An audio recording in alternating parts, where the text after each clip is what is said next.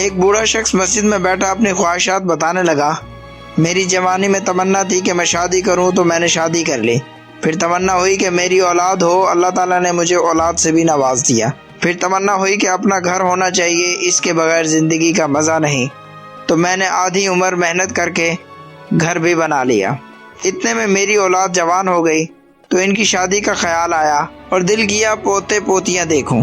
بچے کی شادی بھی کر دی۔ اب میں تھک گیا ہوں اور آج مجھے خیال آیا کہ میں اپنی آخرت کے لیے کچھ بھی نہ کر سکا۔ روزہ رکھوں تو اس کی طاقت نہیں، نماز کے لیے کھڑا نہیں ہو سکتا، قرآن کریم یاد کروں تو حافظہ کمزور ہے۔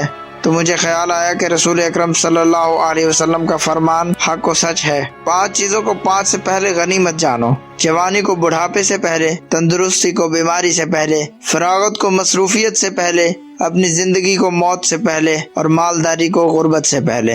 دوستو، یہ حدیث زندگی کے بہترین اصولوں پر مشتمل ہے۔ اس کو سامنے رکھو اور زندگی گزارو، کہیں اس بوڑھے کی طرح ہمارا بھی مقدر افسوسناک رونا وغیرہ نہ بن جائے۔ سلام پہنچے۔